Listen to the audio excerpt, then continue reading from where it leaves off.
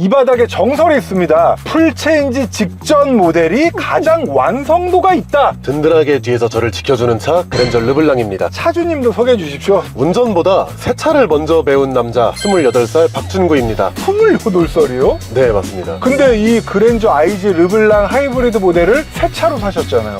그쵸. 당시 얼마였습니까? 제가 출고할 당시에 차량 가액 4,400만 원 정도 됐습니다. 그리고 지금은 7세대가 나왔고 얘는 이제 IG의 후기형이에요. 네, 맞습니다. 실내 타면은 GM7이라고 해도 다 믿을 정도로. 근데 디자인적인 완성도만 보면은 네. 이게 구형인가 싶을 정도로 되게 예쁘게 잘 나온 것 같아요. 구형 모델을 가지고 출연하시기엔 계획은 뭡니까? 사실 신형 모델 같은 경우는 워낙에 지금 말도 많고 탈도 많았잖아요. 어떤 거죠? 별명이 결함저라고. 그 이유가 뭡니까? 그랜저가 제가 알기로는 소렌토를 이어서 최다 리콜을 달성한 걸로 알고 있습니다. GM7 신형 그랜저가 저도 나무위키에서만 본 건데 결함으로 인한 무상수리 그리고 리콜이 20개가 넘어요. 아, 맞습니다. 나무위키를 뭐 100% 신뢰하는 건 아니지만 저도 다른 데서도 글을 많이 보긴 했거든요. 네. 그에 반해서 이 차는 없습니다. 와... 하나 있기는 한데 뭐죠? 클락션이 네. 자주 나갑니다. 저번 주에 수리를 하려고 했다가 출연을 해야 되니까 이거를 보여드려야겠다 싶어서 어우, 수리를 안 한 상태거든요. 보여주십시오. 아, 소리가 네, 로우혼이 나갑니다. 그래서 완전 그냥 볼품없는 귀여운 소리가 나게 돼서 좀 특별한데요? 저 차에서 그런가요? 이런 소리는 진짜 처음 들어본 것 같아요. 어쨌든 결함저를 살 바에는 가장 완성도 있고 세련된 6세대 후경을 사도 된다라는 말씀을 하기 위해서 오늘 나오신 거고, 그쵸. 그리고 이거의 이제 중고값이 아주 낮지는 않아요. 아, 맞습니다. 전기형은 사실 1,000만 원대는 살 수 있는데 이 후기형은 단종된 지 얼마 안 됐고 이렇게 세련된 디자인이다 보고 웬만한 옵션들이 다 들어가 있기 때문에 르블랑 트림 기준으로는 한 3,000 초반, 네. 주행거리가 한 10만 가까운 것들은 2,000만 원대에도 많이 있더라고요. 네, 맞아요. 그러면 어쨌든 신형 그랜저 하이브리드 모델 대비에 거의 이제 반값 가까운 가격에 살 수 있으니 저도 경쟁력이 있다고 판단해서 차주분한테 연락을 드렸고 차주분은 또 그거에 대해서 어필을 하기 위해서 나오셨죠. 맞습니다. 가보시죠. 알겠습니다. 한국 타이어. 6세대 이제 그랜저 후기형에서 저한테 좀 아쉬운 부분은 K8과 다르게 전자지역 서스펜션이 맞았죠. 아, 그쵸. 그리고 요 6세대 전기형 후기형은 엄청 큰 변화가 있었어요. 일단 디자인이 가장 크게 변했고 실내도 엄청 크게 변했고 이제 차체 휠베이스 전장도 꽤 많이 늘어났어요. 맞습니다. 현대자동차 사장님인가? 그분이 공식 석상에서 말씀하시기에는 뒤쪽 차대가 그냥 재설계될 정도로 같은 부품이 거의 없다 라는 말씀을 하실 정도로 많은 변화가 있었던 모델이고, 네. 그렇기 때문에 이제 전기형에 비해서는 진짜 큰 변화가 있는 게 바로 이 후기형입니다. 맞습니다. 그리고 차주님이 아까 든든하게 뒤를 지켜주는 차라고 했잖아요. 그 이유가 뭐죠? 이거는 현대자동차 측에서 그랜저 르블랑을 출시했을 당시에 나온 광고입니다. 그랜저는 황당할 정도로 광고를 정말 잘 만듭니다. 맞아요. 지금도 많은 분들 아시는 광고 하나 있잖아요. 뭐죠? 요즘 어떻게 지내냐는 친구의 말에 그랜저로 대답했습니다.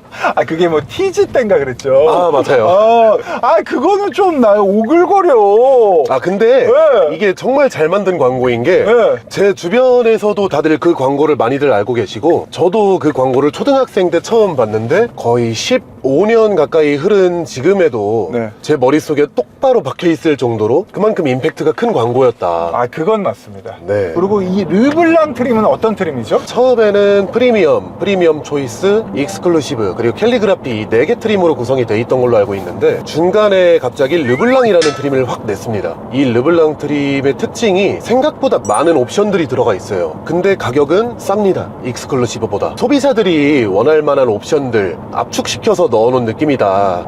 네. 실제로 엄청 많이 팔렸어요, 르블랑. 맞아요. 근데 아쉬운 거는 그래, 소비자들 니네가 원하는 거 싹 넣어서 가격 쫙 빼서 출시했어 하고 딱 보여줬는데 우리나라 사람들이 가장 좋아하는 좋아하는 HUD 빠졌고 썬루프도 빠져있고 네. 이런 것들이 빠졌어요. 근데 차주님이 이거에 아쉬운 점으로 추가할 수 있는 옵션조차 너무 제한적이라는 말을 하셨는데 그건 무슨 말이에요? 아, 르블랑 트림이 네. 추가할 수 있는 옵션이 익스클루시브 트림 대비해서 없어도 너무 없습니다. 어떤 것들이요? JBL 프리미엄 사운드 선택사항 자체가 없어요. 아니 나 오디오 좋아하는데 그럼 난 사면 안 되겠네. 근데 그랜저가 아반떼나 소나타의 기본 스피커에 비해서 기본 스피커 품질이 월등히 좋아요. 그리고 또 추가 못하는 옵션이? 메모리 시트, 아 그리고 조수석 워크인 디바이스. 그거 아예 추가를 못해요? 네, 아예 없어요. 근데 차주님이 추가하신 거 보니까 썬루프 HUD 빌트인 캠 1이에요. 네, 맞아요. 그러면은 이거 외에는 추가할 수 있는 게 아예 없는 거예요? 네, 그거 외에는 없어요. 그러면 얘 르블랑은 야 고민하지 말고 그냥 우리가 준 대로 그냥 사 그거네. 아, 그쵸. 옵션을 고민할 필요 없이 너네 그렇게 고민하고 네. 견적만 계속 내면서 결국에 막 비싼 돈 주고 살 거면은 네. 우리가 좀 가성비 있는 트림을 하나 내줄게. 근데 옵션은 몇 개가 빠졌어. 아, 그래도 르블랑에 기본 옵션이 많이 들어가 있어요. 어라운드 뷰, 내비게이션 기반 스마트 크루즈 컨트롤, 앰비언트 라이트, 그리고 여기가 이제 스웨이드로 돼 있어요. 아, 네, 맞아요. 그리고 2열 수동 커튼, 그리고 전동 트렁크, 통풍, 그리고 당연히 기본적으로 이제 열선 시트하고 핸들 열선 뭐 그런 것들이 들어가 있어서 어떻게 보면 사실 부족한 건 크게 없어요. 실제로 운행을 하는 데 있어서 아쉬울 수는 있어도 불편하다거나 네. 그런 옵션은 없습니다. 그러면 오늘 나오신 이유 신형 GN7을 놔두고 이 차를 사야 되는 이유 좀 알려주세요. 일단 GN7 같은 경우는 네. 1.6 터보 하이브리드가 장착돼 있거든요. 얘는 이제 세타2 엔진이 들어가서 2.4죠. 네, 맞습니다. 신형은 1.6 스마트 스트림 하이브리드 엔진이고 네. 근데 어떤 차이가 있다고요? 아무래도 터보가 달려있냐 안 달려있냐의 차이도 어느 정도 있는 편이고요. 이 차는 터보가 아니고 네, 자연흡기입니다. 그리고 GN7 같은 경우는 1.6 터보가 들어가다 보니까 아무래도 정비에 관한 편의성, 구조상 네. 터보가 들어간 엔진보다 자연흡기 엔진이 더 편할 수밖에 없잖아요. 고장이 안 나면 어떻게 되는 거죠? 고장이 안 나면 좋은 거죠. 그렇죠. 저는 터보가 고장나는 것들은 많이는 못 봐가지고 여쭤본 그쵸. 거예요. 그래서 어쨌든 정비성에서 이 차가 좀 더 유리한 면이 있고 자연흡기고 그리고 다음으로 파워트레인의 차이도 있지만 네. 저는 디자인을 꼽고 싶어요. 신형이 더 이쁘다. 아니요. 아니죠. 그러면 그 스타리아 눌러놓은 디자인이잖아요. 근데 얘는 또 전면 그릴이 찡긋인데 찡긋. 귀엽습니다. 귀엽다. 그 인위적인 로보캅보다는 네. 그냥 이런 귀여운 이모티콘이 낫다. 요게 밤에 보면은 나쁘지 않아요, 저 개인적으로. 맞아요. 근데 이제 주간에 보면은 저는 좀 아쉽더라고요. 사실 요 더뉴 IG 같은 경우는 네. 앞모습은 사실 호불호가 굉장히 많이 갈리거든요. 네네. 근데 뒷모습은 대부분의 사람들이 다 예쁘다고 해주십니다. 알겠습니다. 네. 대부분의 사람들하고 평생 사십시오. 그래서 제가 조사한 거 있습니다. 뭐죠? 구형 IG를 사야 되는 이유. 바로 턴 시그널 램프의 위치! 맞습니다. 이게 GN7 같은 경우는 범퍼 하단부 쪽에 장착이 돼 있거든요. 안 돼. 안 보입니다. 이 차는 어디에 있죠? 테일램프에 위치해 있습니다. 맞아요. 이렇게 해줘야 돼. 이번에 GV70도 페르되면서 위치가 위로 올라갔잖아요. 맞아요. 뒷차량 입장에서 잘 안 보입니다. 멀리 떨어갔을 땐 모르겠지만 서울 시내에서는 차들이 이제 간격이 좁기 때문에 네. 그리고 이렇게 옆에서 딱 치고 들어올 때 이런데 안 보이는 경우가 있어서 분명히 사고의 위험도가 크지는 않더라도 어쨌든 올라는 가요.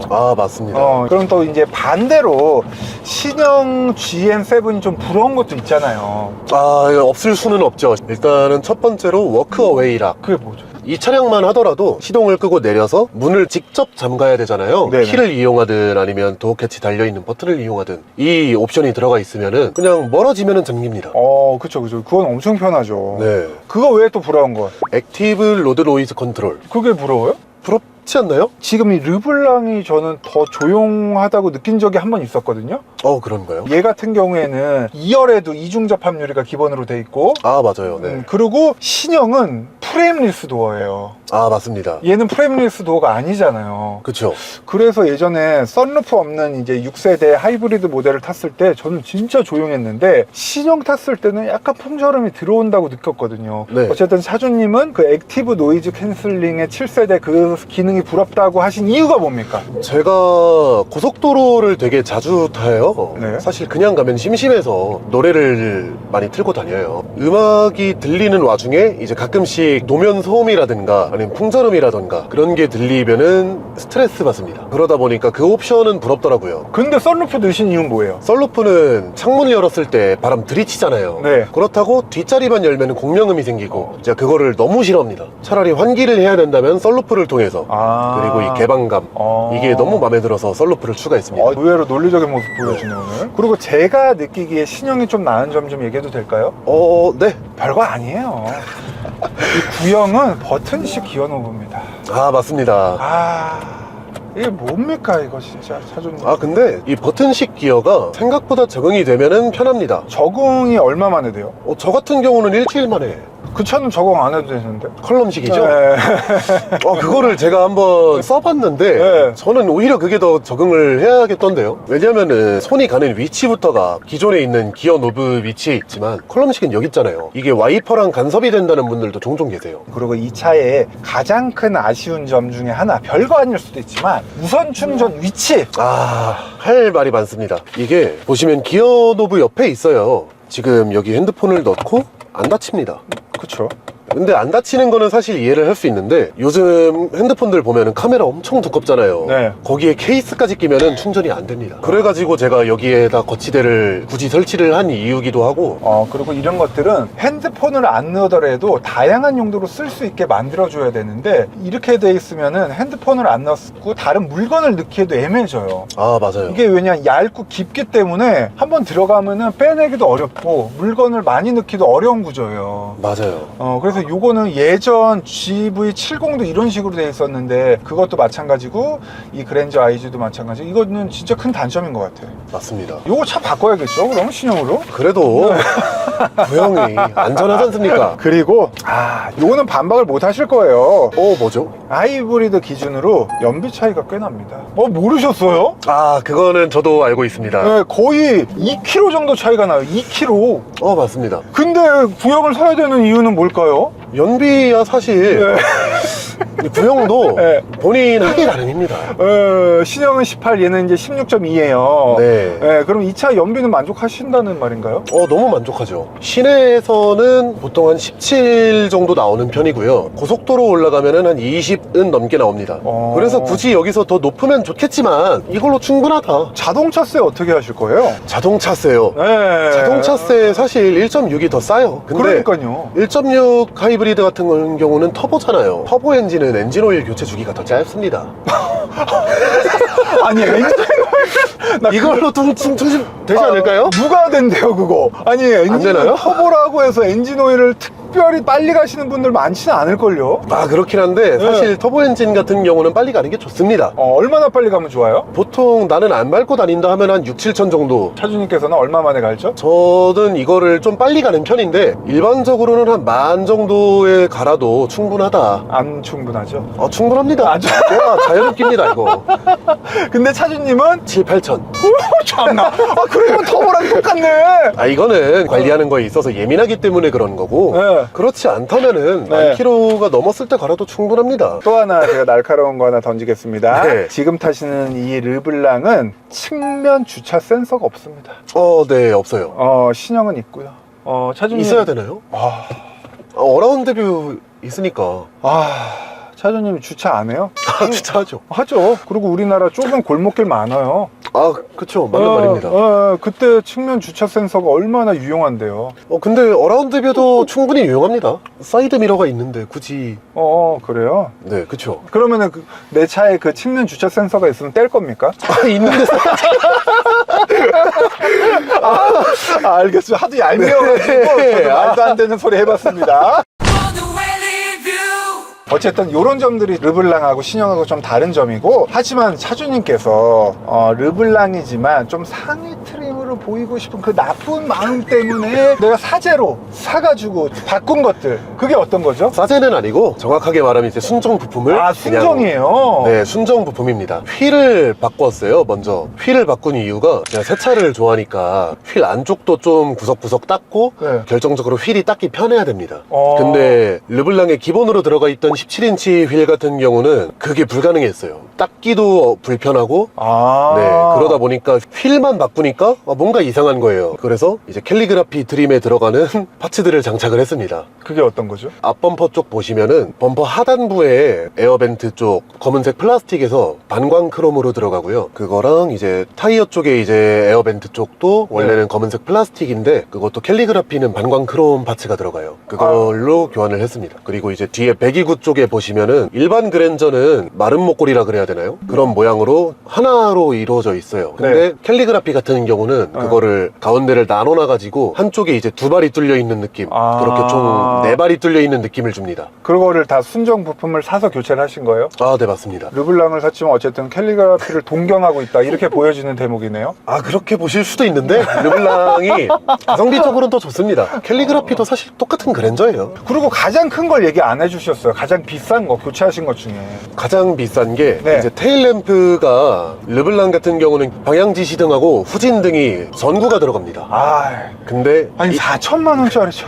저도 그게 말이 안 된다고 생각해요. 근데 네. 익스클루시브 트림부터는 네. 풀 LED, 후진등은 가이드 램프도 나오는 네. LED 램프가 박혀 있고 방향지시등도 이제 예쁜 LED가 박혀 있습니다. 그래서 중고로 테일 램프를 구매해서 바꿔치기만 한 네. 이건 잘하셨다. 이거를 중고로 사신 이유는 뭐예요? 신품으로 사게 되면은 네. 가격이 아마 70만 원인가? 와, 양쪽 합쳐서. 네, 양쪽에다 가운데까지 그럼 중고로 얼마에 사셨어요? 중고로 35만 원에 구매했습니다. 요거 외에는 다 그렇게 비싸지는 않을 것 같은데. 근데 네. 저도 그럴 줄 알았는데 이 반광 크롬 파츠들이 생각보다 비쌉니다. 앞범퍼랑 뒷범퍼 네. 이렇게만 해갖고 네. 3, 40만 원 정도 들었던 것 같아요. 투자 많이 하셨네. 이제는 순수하게 이제 2차만 왔을 때 가장 마음에 드는 점이 뭡니까? 아무래도 실내 공간이 진짜 말도 안 되게 넓습니다. 국산 그랜저는 이 광활한 실내. 그렇죠. 네, 그건 인정해야죠. 그러면은 이 클래스 5 시리즈 차주분들한테 한마디 해주십시오. 실내가 아반떼랑 비슷하시던 아닌가요? 맞다. 제 G80 걔도 네. 22년식인가? 그런데 걔 같은 경우에는 얼마 전에 OTA로 무선 카플레이로 업그레이드가 됐어요. 깜짝 놀랐어요. 얘도 네. 같은 년식인데 얘도 무선 카플레이로 업그레이드가 됐나요 혹시? 얘는 안 됐습니다. 왜 안 됐지? 얘도 소프트웨어가 나랑 같은 걸 텐데? 한번 볼까요? 얘 5세대네. 아무래도 제네시스니까. 얘 아쉽다. 저는 6세대여가지고 업데이트가 되더라고요. 사실 아까 차주님은 저한테 은연중에 무선 카플레이가 안 되는 게 너무 아쉬워요. 막 그 말씀을 해주셨어요. 어떡하죠? 사실 내비 때문이 아니라 네. 그거는 음악 감상을 위해서. 왜 블루투스로 하면 되잖아요. 블루투스랑 네. 카플레이랑 음질이 다릅니다.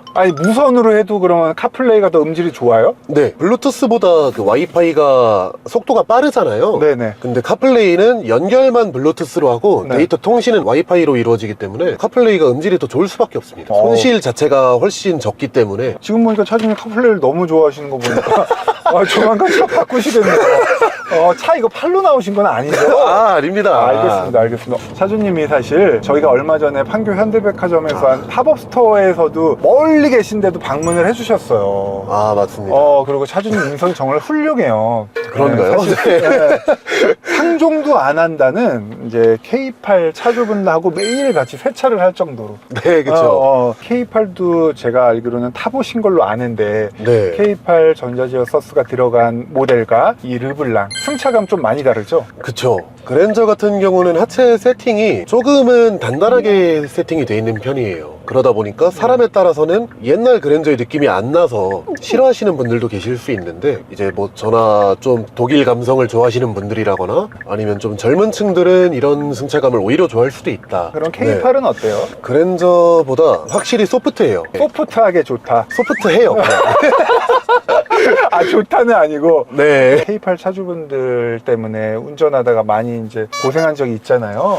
그분들의 운전 스타일이 어때요? 일단 제 주변에 타시는 분들은 네. 대부분은 좀 안전하게 하시는 분들이 많아요. 근데 이제 네. 도로에서 처음 뵙는 분들 같은 경우는 과거 K5의 전설을 잇는 분인가 네네. 싶을 정도로 운전을 하시는 분들이 종종 계십니다. 네. 좀 말로 표현하면 뭐 어떤 식으로 하나요? 그분들이? 여기로 갔다 저기로 갔다 막 그냥 틈만 보이면 들어가고. 네. 그에 반해서 이제 그랜저 타시는 분들은 점잖습니다. 점잖다. 네. 그럼 그분들은 혹시 전자제어 서스펜션이 안 들어가서 그렇게 하는 거 아닐까요? 지와 함께 신나는